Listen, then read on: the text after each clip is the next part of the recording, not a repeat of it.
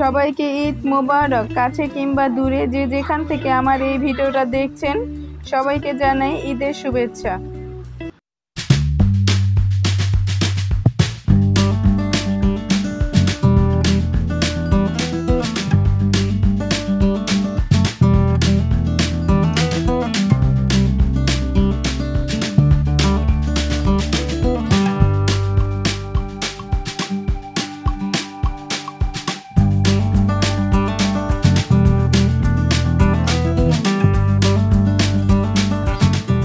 আসসালামু আলাইকুম। Hi viewers, Atif and Atika blogs থেকে আমি আবারও চলে আসলাম। আশা করি আপনারা সবাই ভালো আছেন। আলহামদুলিল্লাহ, আমিও ভালো আছি।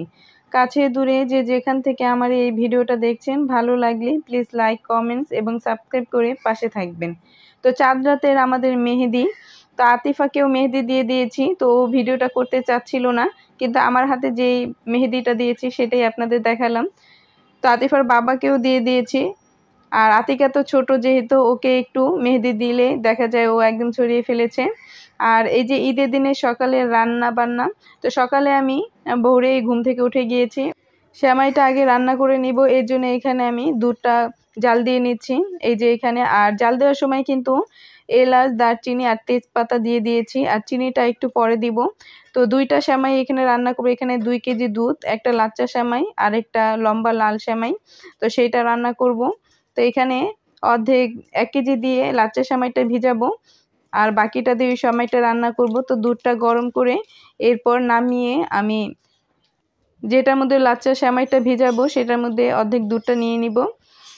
তো এই ঈদের মধ্যে আমার একটা দুঃখজনক ঘটনা ঘটে গিয়েছে, খুবই খারাপ একটা ঘটনা। ঈদে কেনাকাটার জন্য মার্কেটে গিয়েছিলাম মৌচাক, আর সেখানে গিয়ে আমার মোবাইলটা হারিয়ে গিয়েছে কি, আমার মোবাইল ব্যাগ থেকে নিয়ে গিয়েছে চোরে। তো এমনভাবে নিয়ে গিয়েছে, আমার কখনো এমন হয়নি। আর যখন দেখেছি যে আমার ব্যাগের চেইনটা খোলা আর ব্যাগের মধ্যে মোবাইলটা নেই, তখন আমার কী অবস্থা হয়েছে সেটা আমি কোনোভাবেই ভাষা বোঝাতে পারবো না। আমার মনে হয়েছে যেন আকাশটা মাথায় ভেঙে পড়েছে। যখন দেখেছি আমার মোবাইলটা নেই ব্যাগের মধ্যে, তখন কিন্তু আমি এক জায়গায় প্রায় 2-3 মিনিট দাঁড়িয়েছিলাম, আর আতিফার বাবাকে বলছিলাম যে আমার মোবাইলটা নিয়ে গিয়েছে। মানে এত একটা জ্যামের মধ্যে পড়েছিলাম, ভিড়ের মধ্যে, যে আমি জুতা দেখতেছি তখন কিন্তু এমন একটা ভিড় হয়েছে যে আতিফার বাবা আমার কাছ থেকে একটু দূরে ছিল আর আতিকা আমার কোলে ছিল। এই সুযোগে এই কাজটা হয়ে গিয়েছে, আমি বুঝতেই পারিনি। কারণ আতিকাকে সামলাতে গিয়ে ব্যাগটা একটু আমার সাইডে চলে গিয়েছিল, তখনই মানে কয়েক সেকেন্ডের মধ্যে এই কাজটা হয়ে গিয়েছে। আর নতুন মোবাইল আর সিম ওঠাতে গিয়ে আমার কিছুটা সময় লেগেছে, আর নিজেও একটু সেই বিষয়টা থেকে একটু উঠে দাঁড়াতে আমার একটু সময় লেগেছে, কারণ মোবাইল ছাড়া আমি চলতেই পারি না। আর বুঝিনি তো যারা ইউটিউব করেন, মোবাইলটা কতটা একটা গুরুত্বপূর্ণ একটা জিনিস। আর এজন্য আমি থানায় জিডি করেছি।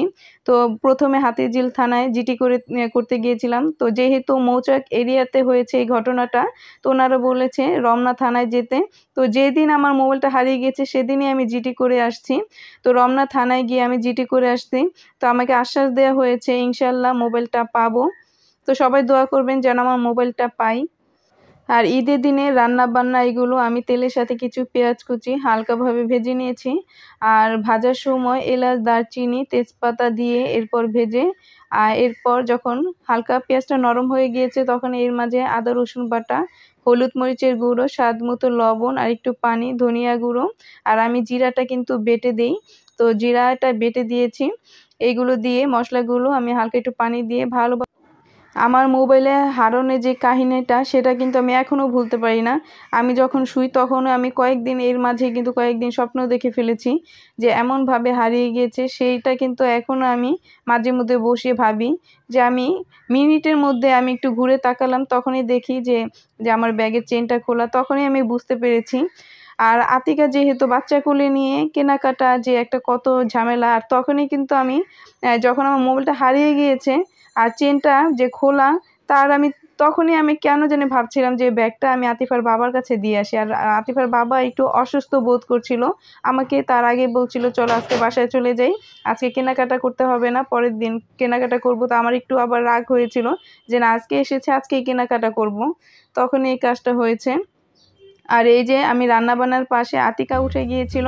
তো আতিকাকে আমি যেহেতু সেমাইটা আগে রান্না করে ফেলেছি, ওকে একটু সেমাই দিয়েছি। ও আবার একটু শুয়ে শুয়ে খাচ্ছিল, ও আবার কিছু দিলেই শুয়ে পড়ে, শুয়ে শুয়ে খায়। তো আমি আবার ওকে বসিয়ে দিয়েছি, তারপরে পিছনে বালিশ দিয়ে দিয়েছি। তো মজা করে সেমাইটা খাচ্ছিল। তো আবার একটু মিষ্টি পছন্দ করে, আর সেমাইটাও মজা হয়েছিল। তো ও কিন্তু সবার আগে মিষ্টি মুখ করলো। এই যে দেখেন মাংসটা কষিয়ে নিচ্ছি, আর মাংস থেকে যে পানিটা বের হয়ে আসছে সেটা দিয়ে কিন্তু আমি মাংসটা কষিয়ে নিচ্ছি। এর মাঝে আর এখনও পানি দিইনি কষানোর সময়। তো কষানো হয়ে গেলে এরপর আমি পানি দিয়ে রান্না করে নিব ভালোভাবে। তো আজকে কিন্তু গরু মাংসটা ভুনা করব। আর এই যে ভালোভাবে কষিয়ে নিয়ে এরপর পানি দিয়ে রান্না করে নিব, আর কিছু কাঁচামরিচ দিয়ে দিব, আর নামানোর আগে কিছু জিরার গুঁড়ো দিয়ে এরপর নামিয়ে ফেলবো। ঈদের দিন সকালে উঠে রান্নাবান্না করা, এরপর সব কিছু কিন্তু রান্নাবান্না শেষ করে এরপর আমি গোসল করি। আর আতিকা তো উঠে গিয়েছে, এই যে দেখেন রান্না হয়ে গিয়েছে। তো আতিফা ঘুম থেকে উঠে গিয়েছে, ওকে আমি বলেছি গোসল করতে। তো আবার একটু ঘুম থেকে উঠে একটু বসেছিল। তো এরপর আর আতিফার বাবা তো ঘুম থেকে উঠে গোসল করে রেডি হয়ে নামাজে চলে গিয়েছে। তার এদিকে আমি রান্না বান্নাগুলো সব শেষ করে নিচ্ছি। তো ওই চুলার মধ্যে বসিয়ে দিলাম গরুর মাংস, আর এই যে এখানে রাইস কুকারে আমি পোলাওটা রান্না করে নিচ্ছি। সবসময় তো আতিফার বাবাই পোলাও রান্না ওই করে, আমি এখন কিন্তু করি না। রাইস কুকার যখন নিয়ে আসছি তখনই পানিটা কিন্তু মাপ থাকে দেখে ও খুব সহজেই রান্না করে ফেলতে পারে। আর যেহেতু আজকে ও নামাজে গিয়েছে, তো আমি সব কিছু রান্না করে ফেলছি। তো এই যে চালটা কিন্তু আমি আগে বেরেস্তা করে নিয়েছি, এরপর বেরেস্তা উঠিয়ে ওইটার মাঝে কিন্তু আমি চালটা দিয়ে এরপর ভেজে নিচ্ছি। তো ভাজা হয়ে গেলে এরপর আমি পানিটা দিয়ে দিব। তো সবচেয়ে সহজভাবে এই রাইস কুকারে রান্না করা যায়, পানির নিয়ে কোনো ঝামেলা হয় না। না হলে দেখা যায় এমনিতে রান্না করতে গেলে পানিটা একটু কম বেশি হয়ে যায়। আর রাইস কুকারে রান্না করলে খুব সহজে কিন্তু পানির মাপটা দিয়ে একদম নিশ্চিন্ত থাকি যে কোনো কম বেশি হবে না। তো আমার কাছে কিন্তু এই জিনিসটা খুবই ভালো লাগে। তো রান্নার মাঝে দেখা যায় এই যে দুই চুলার মধ্যে রান্না করছি, তো এই চুলায় দেখা যায় এইটা দিয়ে রান্না করতে ওইটা হয়তো বা পানি একটু বেশি হয়ে যেতে পারে। তো যেই কারণে যে মাপ দেওয়া আছে, বেশি পানি হওয়ার সুযোগ নেই। আর এই যে এখানে আমি রোস্ট রান্না করব, চিকেনগুলো কিন্তু আমি এইভাবে ছোট করে কেটে নিয়েছি, কারণ বড়গুলো আমার কাছে তেমন একটা ভালো লাগে না। তো হালকা করে ভেজে নিয়েছি চিকেনগুলো। আর এই যে এখানে আমি তেলের সাথে পেঁয়াজ কুচিয়ে ভেজে নিচ্ছি, এখানে একদম বেরেস্তার মতো করে একদম লাল করে ভেজে নিব। এরপর কিন্তু এক এক করে মশলা দিয়ে দিব। আর আজকে রোস্টটা রান্না করব আমি বাজারে যে প্যাকেটের মশলা থাকে সেটা দিয়ে। এমনি কিন্তু আমি রোস্ট রান্না করলে এই মশলাটাই দেই। তো এই যে ভালোভাবে পেঁয়াজটা নেড়ে চেড়ে আমি ভেজে নিচ্ছি। এরপর কিন্তু মশলাগুলো দিয়ে দিব, আদা রসুন বাটা আর স্বাদ মতো লবণ। আর এখানে তো হলুদ মরিচের গুঁড়ো দিব না, কারণ যেহেতু রোস্ট রান্না করব এখানে হলুদ মরিচের গুঁড়ো দিব না। আর প্যাকেটে যে মশলাটা ছিল সেটা আমি এক বাটির মধ্যে পানিতে ভিজিয়ে নিয়েছি। আর এই যে এখানে 3টা আমি এলাচ আর দারুচিনি দিয়ে দিয়েছি। যখন পেঁয়াজটা ভেজেছি তখনই কিন্তু দিয়ে দিয়েছি, আর প্যাকেটের মশলাটা দিয়ে দিয়েছি, আর স্বাদ মতো লবণ দিয়ে আমি ভালোভাবে কষিয়ে নিচ্ছি। তো কষানো হয়ে গেলে এরপর আমি চিকেনটা দিয়ে ভালোভাবে নেড়ে চেড়ে মশলার সাথে মিশিয়ে দিব, আর কিছুক্ষণ কষিয়ে এরপর পানি দিয়ে দিব। তো এইভাবে রোস্ট রান্না করলে খুব ভালো লাগে, আমার কাছে খুব সবাই পছন্দ করে আমার বাসার। তো ঈদের দিন সকালে এইভাবে রান্না বান্না করে এরপর গোসল করে কিন্তু সারাদিন একদম ফ্রেশ, কোনো কাজ নেই, ঝামেলা নেই, কারণ ভোরে উঠে সব কিছু রান্নাবান্না করে করাটা কিন্তু খুব ভালো লাগে। আর আগে কিন্তু আমি সব সময় ঈদের আগের দিন চাঁদ রাতে সেমাইটা রান্না করে রাখতাম, আর এখন সেটা করি না, কারণ সকালে ভোরে উঠেই আগে সেমাইটা রান্না করি, এরপর আমি বাকি সবগুলো রান্না করে ফেলি। এই যে চিকেনগুলো দিয়ে দিয়েছি, এখন মশলার সাথে ভালোভাবে নেড়েচেড়ে মিশিয়ে দিব, আর কিছুক্ষণ কষিয়ে নিব। কষানো হয়ে গেলে এরপর আমি পানি দিয়ে ভালোভাবে রান্না করে নিব। আর যখন পানি দিয়ে দিব তখন আমি এর মাঝে সামান্য পরিমাণ চিনি দিয়ে দিব, আর দিয়ে দিব টক দই। তো এইভাবে যে ছোট করে পিস করলে তো মশলাটা ভিতরে যায়, আমার কাছেও খুব ভালো লাগে। এই যে নেড়ে চেড়ে ভালোভাবে কষিয়ে নিয়েছি, এখন আমি পানিও দিয়ে দিয়েছি। তো এখানে চিনি দিয়ে দিয়েছি, আর এখন টক দই দিয়ে দিব, আর দিয়ে দিব বাদাম বাটা। তো দিয়ে ভালোভাবে নেড়ে চেড়ে দিব। আর যখন একদম এই রোস্টটা একদম হয়ে যাবে, আর তখন কিছু কাঁচামরিচ দিয়ে দিব। ঝামেলা ছাড়াই আজকে রান্না বান্না করে ফেললাম, কারণ আতিকা মন দিয়ে সেমাই খাচ্ছে আর আমার এদিকে রান্না হয়ে যাচ্ছে। আর বিকেলবেলা আমরা একটু বাহিরে যাব ঘুরতে। আমরা বের হয়েছি, হাতিরঝিল যাব, আর এটা আমাদের বাড়ির সামনে।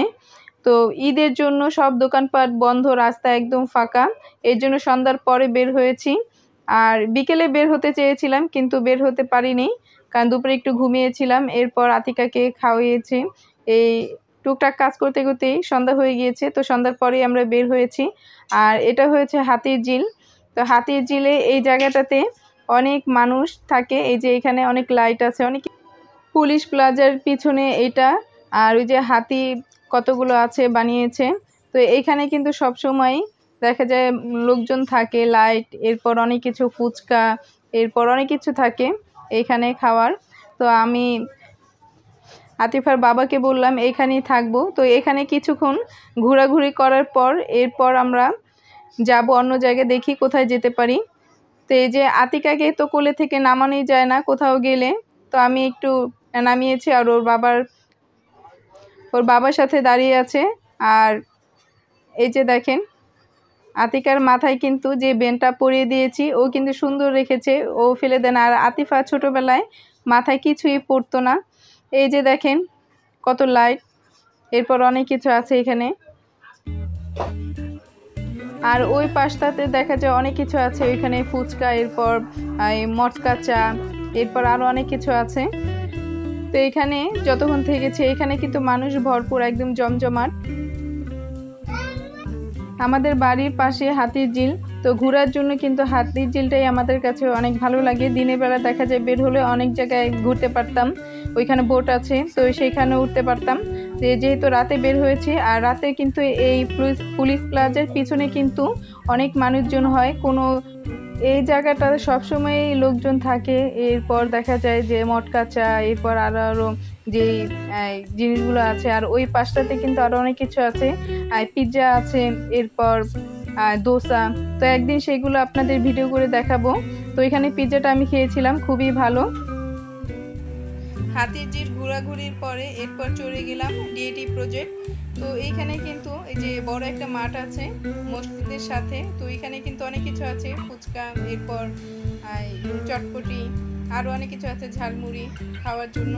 তো এই যে আতিফা কিন্তু শুধু ফুচকা খাবে, তো আতিফা আর আতিকা শুধু ফুচকা খাচ্ছে। আর এই মাঠের মধ্যে অনেক আতশবাতি আর বোম ফুটা ছিল, ছোট ছোট বাচ্চারা। তো মাঠটা কিন্তু অনেক বড়। এই ছিল আজকে আমাদের ঈদের দিন, তো ভালোই কেটেছে। আশা করি আমার ভিডিওটা না টেনে সম্পূর্ণটা দেখবেন, আর পুরো ভিডিওটা দেখলে ইনশাল্লাহ ভালো লাগবে। আর ভালো লেগে থাকলে অবশ্যই সাবস্ক্রাইব করে পাশে থাকবেন। সবাই ভালো থাকবেন, সুস্থ থাকবেন, 5 ওয়াক্ত নামাজ পড়বেন। আজকে এ পর্যন্তই, আল্লাহ।